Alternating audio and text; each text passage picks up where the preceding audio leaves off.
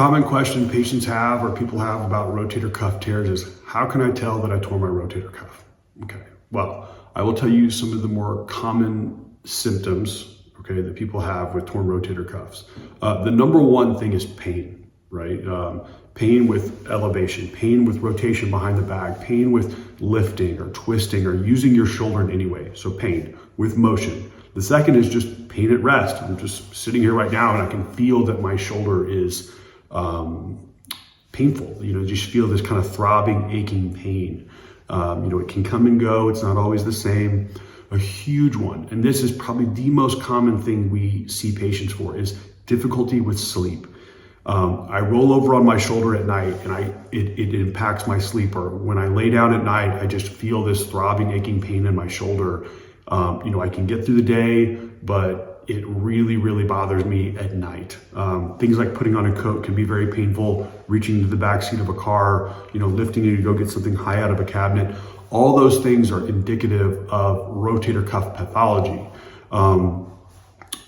The one out of all those that is the biggest indicator that you actually have a full tear is the sleep. If we've got data that shows that people that come in with just shoulder pain, if their sleep is impacted, the chances of them having a full thickness or a torn rotator cuff go up astronomically. So that's probably the biggest one, but you hear all those things.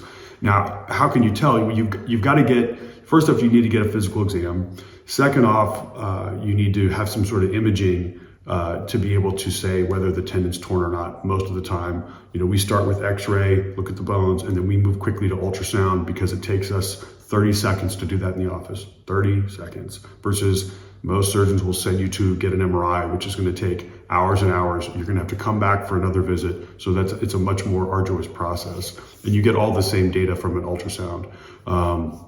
That's the way you'll tell. A common misconception we hear is, oh, well, I can use my arm and I can lift it and I can still do things. It's just painful. So there's no way that it's torn. That's completely false.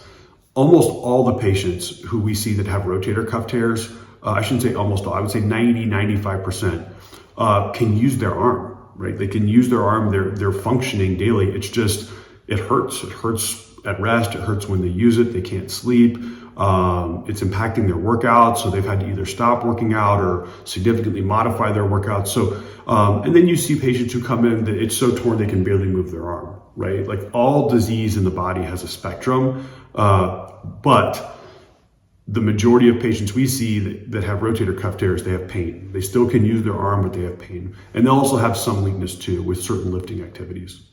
So, and the way to find out is to go see someone who, sees a lot of shoulders, and then get an x-ray and then get some sort of soft tissue imaging to evaluate the tendons.